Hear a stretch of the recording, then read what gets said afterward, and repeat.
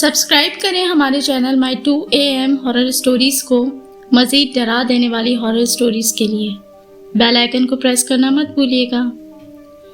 Last story پہ بہت اچھا رسپانس دینے کے لیے میں آپ سب کی شکر گزار ہوں۔ مجھے امید ہے آپ لوگ اسی طریقے سے مجھے سپورٹ کرتے رہیں گے اور پیار دیتے رہیں گے اور میں اسی طریقے سے موٹیویٹ ہو کے مزید اچھی اور خوفناک کہانیاں آپ لوگوں کے لیے لاتی رہوں گی۔ تو میرے چینل کو لائک ضرور کریں، پہلی بار آئے ہیں تو چینل کو سبسکرائب کرنا مت بھولیں۔ آئیے سناتی ہوں آج کی کہانی۔ یہ واقعہ مجھے میرے دادا سنایا کرتے تھے۔ ان کے گاؤں میں ایک بہت پرانا اور قدیم قبرستان تھا۔ وہاں پر رفیق نام کا ایک گورکن رہا کرتا تھا جو کافی پرانا تھا اور اس کا کام قبرستان اور قبروں کی دیکھ بھال کرنا تھا۔ اسی کے ساتھ ساتھ اگر کوئی میت آ جاتی تو قبر بنوانا اور اس کی تیاری کرانا بھی اسی کے کاموں میں شامل تھا۔ اسی قبرستان میں اس کا ایک کچا سا مکان تھا جہاں وہ رہا کرتا تھا۔ ایک مرتبہ اسی قبرستان میں اس کے ساتھ ایک ایسا واقعہ پیش آیا جس نے اس کو ڈرا کے رکھ دیا۔ واقعہ کچھ یوں تھا کہ ایک دفعہ وہ رات میں اپنے اسی مکان کے اندر سو رہا تھا۔ اچانک کچھ آوازوں سے اس کی آنکھ کھلی۔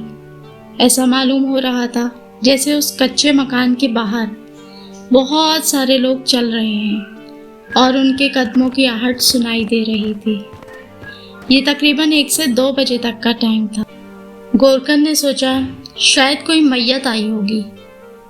گاؤں میں کوئی بھی میت ہوتی تو وہ پہلے رفیق بھائی کو آ کے بتاتے کہ اس طریقے سے میت ہو گئی ہے اور تدفین کا انتظام آپ نے کرنا ہے۔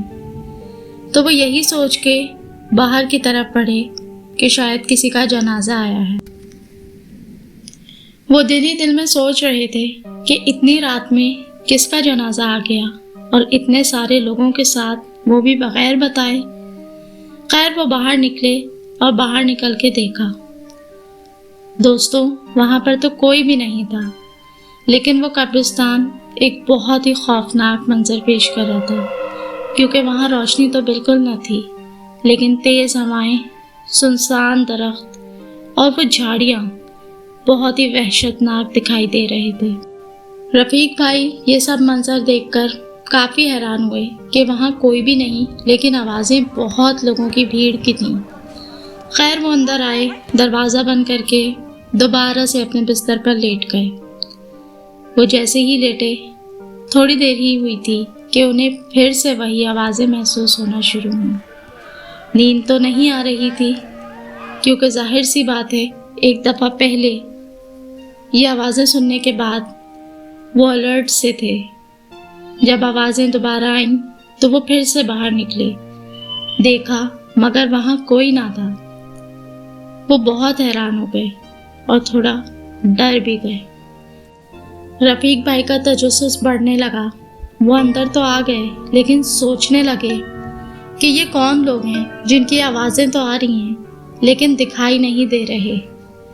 بس پھر ان کے دل میں آئی اور وہ وہاں سے اٹھے اور گھنے قبرستان کی طرف چل دیے اور بیچ قبرستان تک پہنچ گئے۔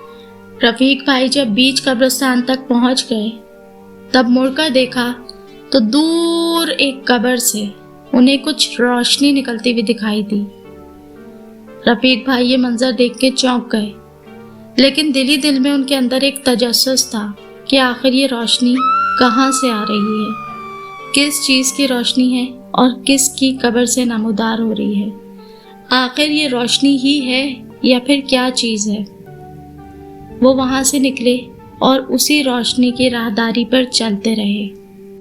تھوڑا ہی قریب پہنچے تو انہیں نظر آیا کہ وہ روشنی ایک قبر سے نکل رہی ہے اور اس کے آس پاس کچھ روشنی کے ہیولے بھی نظر آ رہے ہیں۔ رفیق بھائی ایک کونے میں چھپ جاتے ہیں یہ منظر دیکھتے ہی، اور وہ چھپ کے دیکھنے لگتے ہیں۔ خوف کے مارے ان کے پسینے چھوٹ رہے ہوتے ہیں۔ دوستو یہاں یہ بات بتاتی چلوں کہ یہ قبر کچھ دن پہلے ہی کسی نے اپنی کسی عزیز کے لیے کھدوائی تھی، لیکن انہیں یہ قبر پسند نہیں آئی تھی تو انہوں نے دوسری جگہ پر قبر کھدوا لی تھی۔ رفیق بھائی نے یہ سوچ کر یہ قبر کھلی چھوڑ دی تھی کہ کچھ دنوں تک کوئی جنازہ آ جائے گا اور یہاں اس کی تدفین کر دی جائے گی۔ رفیق بھائی چپ چاپ چھپ کر یہ سارے مناظر دیکھ رہے تھے۔ ان پر بے حد خوف طاری تھا، لیکن تجسس کے مارے کہ آخر قبرستان میں کیا ہو رہا ہے اور اس قبر میں کیا ہو رہا ہے، یہ دیکھنے کے لیے وہ وہاں چھپے بیٹھے تھے۔ ان ہیولوں کو دیکھ کر انہیں اپنی آنکھوں پہ یقین نہیں آ رہا تھا کہ یہ سب کیا ہے۔ انہیں ایسا دکھائی دے رہا تھا جیسے قبر کے اندر شاید کوئی بیٹھا ہوا ہے اور اس نے آگ سی جلائی ہوئی ہے۔ اچانک اس قبر میں بیٹھا شخص میرے طرف اشارہ کرتا ہے اور ان کو بولتا ہے کہ وہاں سے کوئی ہمیں دیکھ رہا ہے، اور وہ سارے ہیولے جن کی بہت ہی چمکدار آنکھیں تھیں اور بہت ہی خوفناک شکل تھی، وہ سب میری طرف متوجہ ہو جاتے ہیں۔ وہ ہاتھ میری طرف دیکھ کر جیسے میرے پیروں تلے زمین نکل گئی ہو۔ وہ شخص ان ہیولوں سے کہتا ہے کہ جاؤ اس شخص کو میرے پاس لے کر آؤ۔ یہ سننا تھا کہ میرے ہوش اڑ گئے، اور اس کا یہ حکم جاری کرتے ہی وہ سارے ہیولے میری طرف تیزی سے بڑھنے لگے۔ میرے پسینے تو چھوٹ ہی رہے تھے، لیکن اس وقت نہ مجھ سے چلا گیا اور نہ ہی بھاگا گیا۔ میں بہت ہی مشکلوں سے 2 سے 3 قدم بھاگا اور اس کے بعد بے ہوش ہو کے گر گیا۔ تھوڑی دیر بعد میری آنکھ کھلتی ہے تو میں محسوس کرتا ہوں جیسے میں اسی قبر میں بیٹھا ہوں اور میرے سامنے وہی شخص بیٹھا ہے اور بیچ میں آگ سی جل رہی ہے۔ میں دیکھتا ہوں کہ وہ شخص کچھ پڑھ کے میری طرف پھونکتا ہے۔ میرے ہوش میں آتے ہی میں اس شخص کو پہچان لیتا ہوں۔ ارے یہ تو میرے گاؤں کے اشرف بھائی ہیں۔ دوستوں، اشرف بھائی ہمارے گاؤں کے ہی ایک بہت ہی معتبر شخص اور بزرگ تھے۔ سب لوگ ان کی بہت عزت کرتے تھے، لیکن میں انہیں یہاں دیکھ کر حیران ہو گیا۔ میں نے ان سے پوچھا، اشرف بھائی آپ یہاں، اور یہ سب کیا ہے؟ انہوں نے کہا، اس بات کا کسی سے ذکر مت کرنا۔ میں چاند کی اس مخصوص تاریخ کو یہاں ایک عمل کرتا ہوں۔ میں کچھ موکلات کو قابو کرنے کی کوشش کر رہا ہوں۔ بس اسی کوشش میں یہاں پر بیٹھ کے عمل کرتا ہوں۔ دوستوں، ان کی یہ بات سننے کے بعد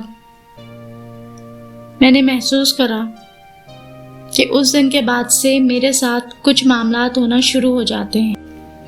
دوستوں، میں اسی قبرستان میں رہتا تھا۔ آج دن تک نہ کبھی میں ڈرتا تھا اور نہ ہی میرے ساتھ کوئی ایسے معاملات ہوئے تھے، لیکن اس واقعے کے بعد سے میرے ساتھ عجیب پراسرار واقعات ایک کے بعد ایک ہوتے چلے گئے۔ میرے ذہن سے وہ سارا واقعہ مٹ نہیں رہا تھا۔ ان ہیولوں کی خوفناک شکلیں، ان کی عجیب سی چمکتی ہوئی آنکھیں اور لمبے لمبے قد کے ڈراؤنے چہرے میرے ذہن میں اور آنکھوں کے آگے گھومتے رہتے ہیں۔ بس یہ سب اب جو میں نے دیکھ لیا تھا، اس کے بعد سے مجھے مستقل کسی چیز کی موجودگی اپنے ساتھ محسوس ہونے لگی۔ کبھی مجھے ایسا لگتا تھا جیسے چھت سے کوئی موجود ہے، کبھی ایسا لگتا تھا جیسے باہر دروازے کو کوئی نوک کر رہا ہے، کبھی کسی چھوٹی بچی کی ہنسی کی آواز آتی اور غائب ہو جاتی، کبھی میری رکھی ہوئی چیزیں غائب ہو جاتی، اور کبھی کبھی تو ایسا ہوتا جب میری رات میں آنکھ کھلتی تو ایسا لگتا جیسے کوئی میرے بستر کے سرانے کھڑا ہے، کیونکہ یہ سب معاملات اس واقعے کے بعد سے ہی شروع ہوئے تھے اور آہستہ آہستہ بڑھتے ہی جا رہے تھے۔ اب رفیق بھائی نے سوچا کہ میں گاؤں جاتا ہوں اور اسی شخص کو ڈھونڈ کر اس سے ملنے کی کوشش کرتا ہوں۔ میں نے ان کو بتایا کہ جس دن سے آپ نے وہ عمل کرا ہے، یہ ساری چیزیں میرے ساتھ بن گئی ہیں اور مجھے بے حد تنگ کر رہی ہیں۔ اب آپ کچھ بھی کریں لیکن میری جان ان چیزوں سے چھڑائیں۔ انہوں نے مجھ سے کہا کہ میں اس رات عمل کر رہا تھا، لیکن تمہاری وجہ سے وہ عمل بیچ میں آدھا ہی رہ گیا، اس لیے وہ جو چیزیں تھیں وہ اب تمہیں تنگ کر رہی ہیں اور میرے اختیار میں اب کچھ بھی نہیں ہے۔ میں مرتا کیا نہیں کرتا۔ میں نے ان سے کہا آپ کچھ بھی کریں لیکن میری جان ان چیزوں سے چھڑائیں۔ انہوں نے مجھے کہا ٹھیک ہے، لیکن مجھے اسی قبر میں یہ عمل دوبارہ کرنا پڑے گا، اسی قبر میں اسی رات بیٹھ کر۔ جس پہ میں نے ان سے کہا ٹھیک ہے، آپ یہ عمل دوبارہ کریں، کچھ بھی کریں، لیکن ان چیزوں سے مجھے چھٹکارا دلائیں۔ انہوں نے مجھ سے کہا کہ جب میں یہ عمل کروں گا تو تمہیں بہت ہی مضبوطی سے خود پہ قابو رکھنا ہوگا، کیونکہ یہ چیزیں تمہیں بہت زیادہ ڈرانے کی اور تنگ کرنے کی کوشش کریں گی۔ تم نے اس وقت بالکل گھبرانا نہیں ہے اور خود پہ قابو رکھنا ہے۔ ہو سکتا ہے تمہارے ساتھ معاملات بہت زیادہ بڑھ جائیں اور یہ چیزیں تمہیں حد سے زیادہ تنگ کریں، لیکن اگر تم نے اس وقت خود پہ قابو نہ رکھا یا گھبرا کے اسی قبر کی طرف لوٹ آئے تو پھر یہ چیزیں تمہارے اوپر حاوی ہو جائیں گی۔ یہ تمہیں بے حد اس لیے تنگ کریں گی کیونکہ ان کی بھرپور کوشش ہوگی کہ میں یہ عمل مکمل نہ کر پاؤں، جس کی وجہ سے وہ تمہیں میرے پاس لانے کی بہت کوشش کریں گی، مگر اس ٹائم اگر مضبوطی دکھاؤ گے تو ہی ممکن ہے کہ تمہیں ان سے چھٹکارا مل جائے۔ رات میں اپنے اسی کچے مکان میں گہری نیند سو رہا تھا، تب میں نے محسوس کرا کہ وہ آوازیں دوبارہ سے آ رہی ہیں، جیسے کوئی بہت سارے لوگ قبرستان میں آئے ہوں۔ میں سمجھ گیا کہ یہ اشرف بھائی ہیں جو عمل کرنے کی نیت سے قبرستان آئے ہیں، لیکن اس دفعہ وہ آوازیں بہت زیادہ تھیں اور کافی تیز بھی۔ میں محسوس کرتا گیا کہ وہ آوازیں بہت ہی تیز ہوتی جا رہی ہیں اور شدت اختیار کرتی جا رہی ہیں۔ ایسا محسوس ہو رہا تھا جیسے میرے مکان کے چاروں طرف وہی حیبلیں مجھے بار بار دروازہ کھولنے پہ مجبور کر رہے ہیں۔